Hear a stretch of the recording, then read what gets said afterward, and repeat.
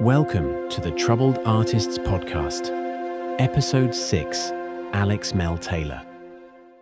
Welcome back to the Troubled Artists Podcast. Today I am here with Alex Mell-Taylor. Alex Mell-Taylor is a trans non-binary writer who reports out from the digital trenches on pop culture and politics, often with an intersectional queer bent. Their personal blog, Alex Has Opinions, has received hundreds of thousands of views and is growing every day. They are the editor and founder of the futurist magazine After the Storm, which has accepted stories from around the world.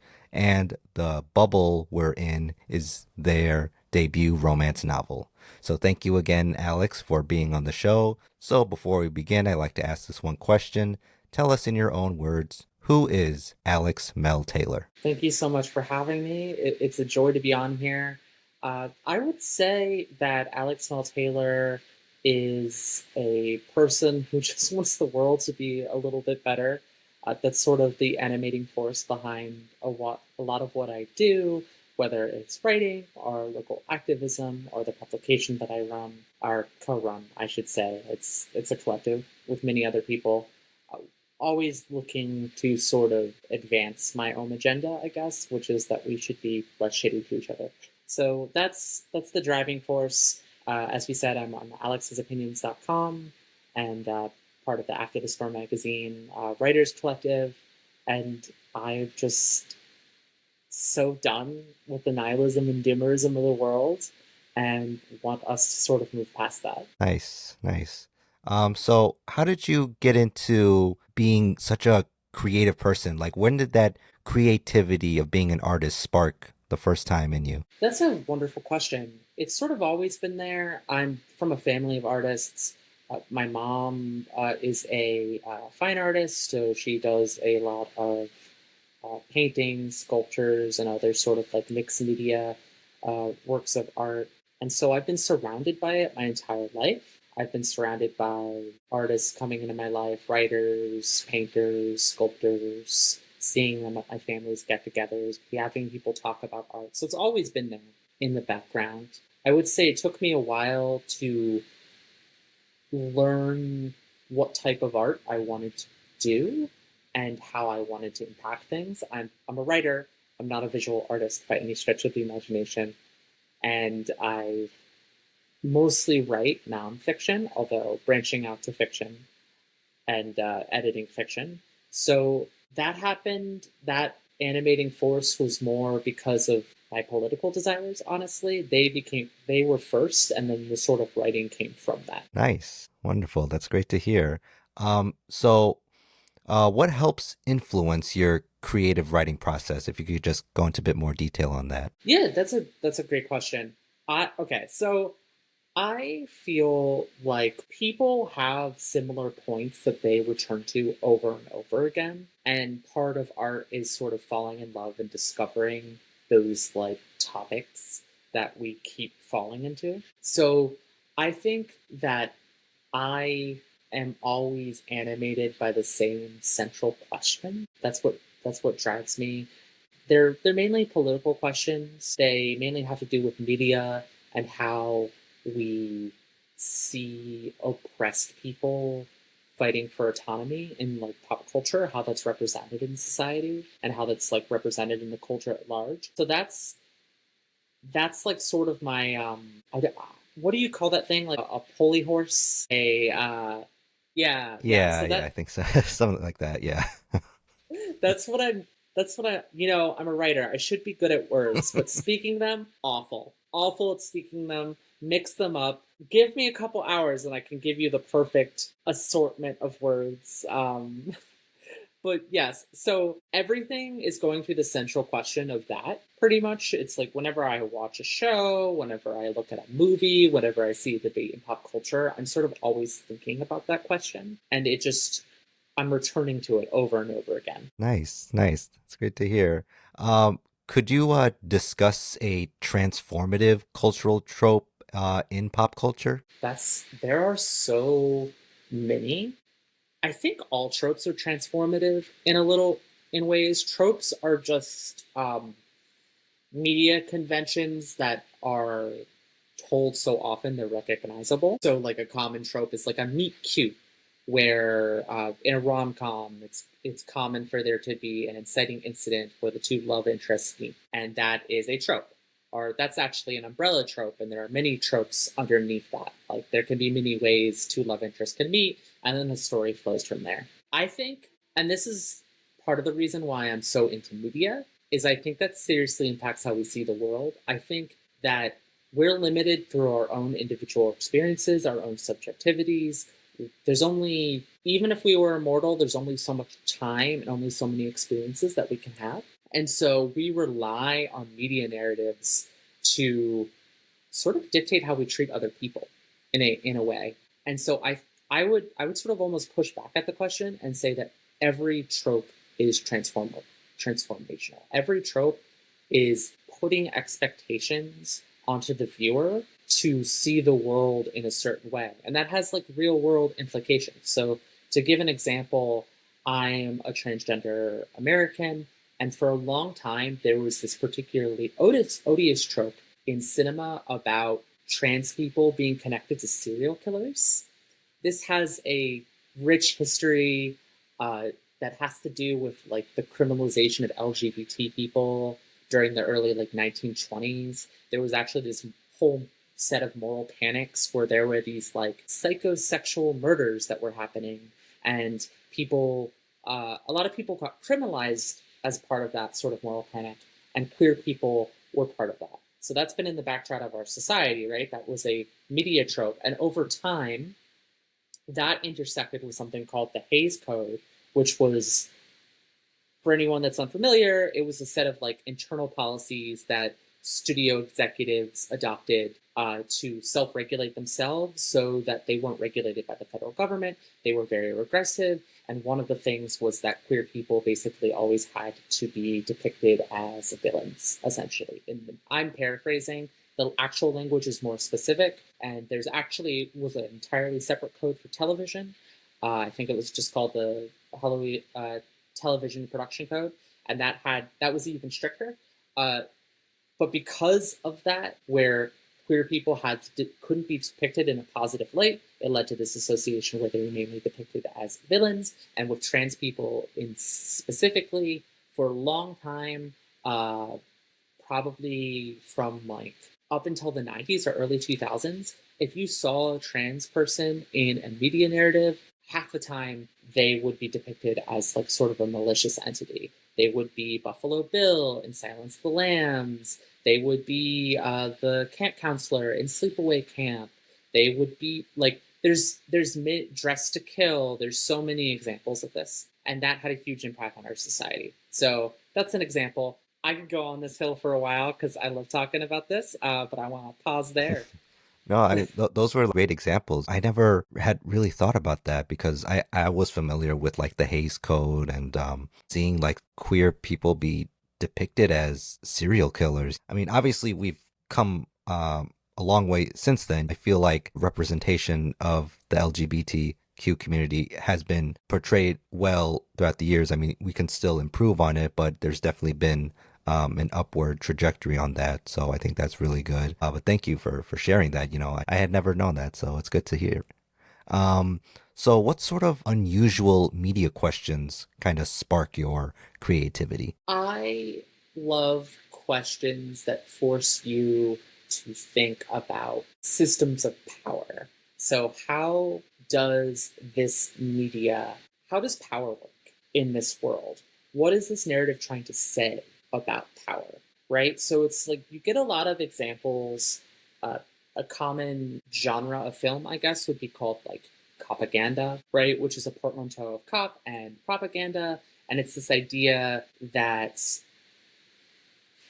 it's this idea that certain pieces of narrative are very like pro police and are trying to depict the police in like a positive light at all times. There's a rich history there. There's this great YouTuber, I believe, called Skip Intro, and they have a ongoing YouTube series that is talking about the history of propaganda. It has deep roots going all the way back to the 1950s and the LAPD's association with this piece of film, this television show called Dragnet, and how it had an impact on our culture. A really good video series, highly recommend it. But if you were to just passively watch that, and you were to watch something like Dragnet, or you were to watch something called Law and Order SVU, they have a perspective on how they want the viewer to see the world, right? How they characters are often cops, they go about the world, and they have a perspective. Often it's that bureaucracy is getting in the way, or it's that we're not hard enough on criminals. And if you're just a viewer and you're not thinking about how systems of power are interacting in that world that the writer has created, and you're not thinking about what message it's trying to say, then you just sort of passively consume that narrative. And so I'm always thinking, like, what is this narrative trying to tell me? What point of view does this narrative have? And sometimes authors and writers and artists aren't conscious of what they're trying to advance. In the case of a lot of propaganda, they are. They 100% are. The creator of Law and Order, SUV, for example, SUV, Law and Order, for example, very purposely was writing in reaction to like other cop content at the time and was not happy about how soft we were on criminals, and so it led to this whole sort of tough on crime approach. But sometimes writers are just like, they're not thinking about it, and the biases of society just sort of seep into them, and then they just like replicate them uncritically. But that doesn't mean they're not being replicated. So I'm always trying to think about that. I think that the interesting question with a piece of media is, what is this saying about power?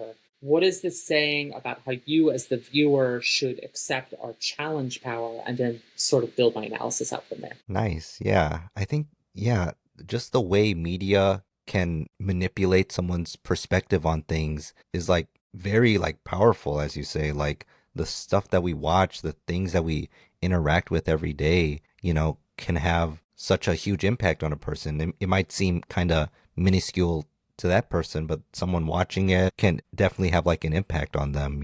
Of course, like the stuff that we see in theaters and on TV, seeing that stuff, can uh, affect someone, like really deeply, like, and play with their emotions. I'm sure like, the directors and the writers, they had that intention, like of wanting to make the audience feel something, whether it's happiness or sadness. So it's just such a powerful media. And, and it's not even with just film or TV. It goes beyond that with artwork, or with novels, like the stuff that we read, the stuff that we watch. It's just so powerful. And I'm glad that artists have that voice to share with other people, to try to change their perspective or just to show to them what they see in the world. So I think that is really amazing. Um, how do you navigate artistic expression through diverse identities? I tend to be a person that puts my identities front and center, or at least the ones that I am conscious of, and the ones that I feel like are stigmatized. Often, uh, I feel, not everyone agrees with this perspective, that you often don't get a choice on how you're viewed by the world. If the world sees you as a trans person, if the world sees you as a person of color, if the world sees you as a woman, you only have so much agency in the construction of those identities. And so they're going to be there in the background regardless. And so I think that they're sort of unavoidable. And my approach is to sort of address them head on, to go, listen, this is what we're going to see anyway. This already impacts how I see the world. This impacts how you see me. So let's talk about them. And I find that there are pluses and negatives to that. There is community that can be created from that. If you associate with certain identities, you can create communes and collectives and conferences and all sorts of things, all the C words, that allow you to build community. At the same time, though, when you do that, you do face stigmatization. You do face biases and discrimination, and so it's a double-edged sword. I wouldn't change it, because I love the communities that I have been a part of and that I've helped create and that have helped shape me. But I do think that it can be hard. And depending on where you are, sometimes it can feel impossible. Like, I tend to be in a very progressive space. I am in the DC area, which for the time being is a very progressive space. And I'm surrounded by people that I love, and I have a lot of communities where I'm allowed to be myself. I understand why people that are in more conservative areas might try to soften their light, I guess, as an act of survival. And that's a tension that I don't have to navigate at this moment. So I can't really speak to it, but it is there. That is there as well for a lot of people. Yeah, yeah. I mean, it just goes back to just everything that surrounds us can make us who we are. And, it is important to find that community and like those people that connect with you and, just to build up uh, each each other, and continuing to support their careers or just continuing to support whoever you are as a human being, if you're like a trans, non-binary, or another member of the LGBTQ community, it's very important to have that support, and I think that's really amazing to have. So what role does art play in advancing those transgender rights? I think that art has a double-edged sword. Also, if it's okay, I just want to add something really, really quick to the end of Yeah, yeah, that. go ahead. Um, People need to not just support their communities, just to underscore that. Like, I feel like sometimes we build our own communities and then we sort of get ours, or some people get theirs, and then they ignore all of the other intersections of struggle. And for me, part of my safety and part of going out through the world is making sure that I am listening and in community with other communities that are not my own, right? Like, I, as a non binary trans writer, don't want to alienate other identities like Blacker and Browner people or Indigenous people from that community, because not only will that freeze out Blacker and Browner trans people, but it also makes me less safe. So I just wanted to highlight that, because I do think community is important, but community is only important when it is in community with everyone else. So, yeah. Thank you so much for letting me backtrack right there. The question was about how does art Yeah. impact the What culture. role does art play in advancing transgender rights? I think that it is a double-edged sword. I think that art has made transgender identity very visible. I think that more people are aware of transgender people than they were 10, 20, 30 years ago. I think if we were having this conversation 20 years ago, people would not understand what this identity is, and they would lump it in as a type of gay. They wouldn't even have the language for queer. They'd be like, "Oh, that's a gay person." They would probably use more charged language. That's a gay person in dress. That trans identity has existed a long time. There have been communities. There have been other people that haven't seen it that way. But I feel like the majority of people wouldn't have even had the nuance to understand the conversation. But because of art and because of the prevalence of transgender identity in media, we are so visible. My community is very visible. We are such a small portion of the US population. I don't even know if we're a percentage point of the US population. We're very small. We're smaller than the gay community or the bisexual community or many other identities. So it's like we are a slice of the LGBT rainbow. And so that comes with it with a problem with media, which is that in a lot of cases, media is people's only exposure to transgender people. I think that when it comes to gay people, for example, that was 4 to 10% of the population. You got to a point where most people have met a gay person, right? And there was this huge moment early in the 70s through the 90s of this effort to normalize relationships and for people to come out of the closet so that their families knew that there was a gay person in their life, and so that people understood that this wasn't just some far off construct.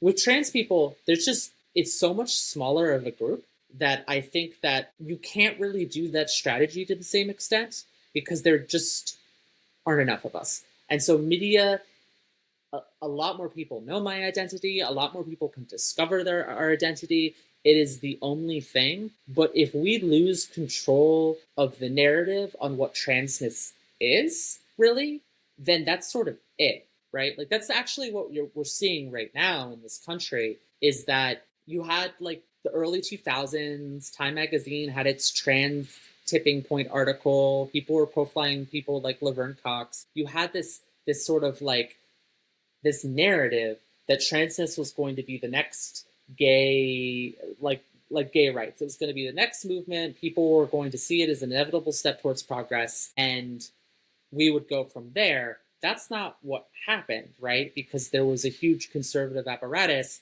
that sort of rebranded a narrative in a way that it was not able to do for gay people. Um, that's not me saying that gay people are bad. I love my gays. They're wonderful. Shout out to all the queers of all sections of the rainbow. But part of that double-edged sword is that the moment we lose control of that narrative, it is such a backslide. And you're not seeing that as strongly right now with, say, like same-sex marriage, right? Like transgender rights have been stripped all over this country because a media narrative has developed that we're like hurting children, and it's really hard to combat that unless we do something like this, which is talk to people and tell people our perspective. So yeah, that's sort of my perspective on it. It's been great. I feel like I would not exist in the way that I exist right now if it wasn't for that representation. But I am also very cognizant of how about that representation did not translate to material gains. It did not lead to like my community having these like enshrined protections. It was acceptance that was very precarious, and now we're sort of seeing it being stripped away. Nice. I mean, I think, yeah, it is important to just continuing to talk about this stuff and just having people more aware of it and just continuing to build that this community, bring it more into the spotlight. So I feel like that is very important. So thank you for sharing that. Uh, I am just curious to know more about this novel that you've been writing. I see the poster that you have in the background, the bubble we're in. Could you just tell us a little bit about that and how the inspiration for that book came to be about? Of course. Okay, so we are switching gears because this is so much less serious. So it's a great palate cleanser. The bubble we're in is a literotica about COVID. So it's about the COVID-19 pandemic. It's about two men that meet shortly before the pandemic.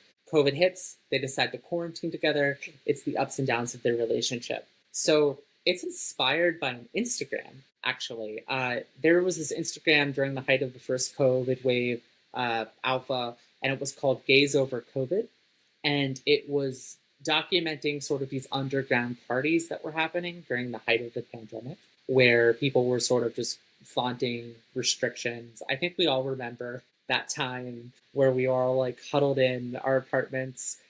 This book is about the people that didn't do that. This book is about the people that sort of went out to parties, were sort of loud and debaucherous, and it's talking about that movement through those people and them learning to be slightly better, essentially. So if you like hot people doing awful things and learning to be slightly less shitty, it's the book for you. Oh, that's awesome. So is the book finished? Like, is it like out on like Amazon or something like that? People could pick it up or? Oh, yes, it is completely out. It's called The Bubble We're In. You can find it on Amazon, Barnes& and Noble, bookshop.org, all the derivative sites that once you put it out there on like a publisher platform, it just like spreads to, I feel like 1,000 different sites and you have no control over which ones it is. Like sometimes I'm Googling it and I just learn about book websites that I had no idea existed, like Kobo or something. And you're like, okay, another one of those sites. Nice. So I'll be sure to put a link in the description so people could check it out and read it. I'll even try to get a copy myself so I can read it. It seems like a very, very fun read. I will give you a copy. Don't you worry. on the house. As we're about to wrap up, is there any last minute like advice or any tips that you want to give to any up and coming artists that are listening to this podcast now? Yeah, I would love to. I think that if you're an artist, you should find someone that has had your level of life experience as close as you can get and see what advice they're giving you, right? Because I have a whole lot of things that piece of advice that I can give, right? Like, I think time management is really important. I think setting expectations is really important. I think starting small is really important. Maybe you don't start with a novel. Maybe start with a short story. Maybe start with fan fiction. Writing, and I think really any art, but I can only speak of writing, is about practice, and you only get good by being bad at it a lot, right? You have to fail repeatedly, and I think that not every group can fail in the same way and as frequently. And so that's definitely something where it's like, I can advise you to just go out and get exposure and to fail and to hone your craft. But I want to be wary and cognizant of the fact that, like, that looks different for everyone, right? Like, some people don't have much time to work on their craft and work on art. And so just finding time in of itself is what's going to put them apart and what's going to let them be a writer, while other people have other issues that they have to overcome. I think in general, it is figuring out a way to find time so that you can get better over time. And then that will make you a good artist. I think whether or not you are economically successful in our system is a completely different story. And I would caution all emerging artists to not tie their self-worth to how much money they can make, because we exist at sort of a really bad time to be a writer. We're a combination of the gig economy and artificial intelligence or deep learning and just the general shittiness of the world have devalued this craft so much that you're not really going to get a steady gig unless you're very lucky. And often the gigs that you're going to get are sort of boring. Like, I remember, like, before AI, it was not that uncommon to be doing SEO copy and to be working on sort of bullshit articles for travel blogs, and that would be how a lot of people would make money. That doesn't exist anymore because AI sort of got rid of that revenue stream. But I would just be cautious. Figure out what type of writing you want to do, how you can get time, and don't tie the worth of your craft to how much you get paid. Obviously, you need to get paid to live, but just be cognizant of how hard it is right now. It's really hard. Every writer I talk to is having, even successful ones, even ones that have a following, are having a really hard time. So just keep that in mind. Yeah, and I think the beauty though about writing is like you can do it. I mean, it's pretty much free, so it doesn't cost anything. I mean, you can write as much as you want, and obviously, yeah, like professionally, if you want to do it like as a full time, I understand that, it is a tough time right now, but just continuing to write or just be creative in general, it doesn't cost anything, and it just helps you as a human being just to bring that creativity, that uniqueness that you have, it helps just make up who you are, so I think just continuing to do that, even if you don't do it as a career or anything, it's very important just to like just do it like on the side as a hobby, and because life will come at you, there'll be like really bad days and stuff like that, but if you can just go back and just continue to do what you love, do that little side project that you have, it'll make the day a bit better.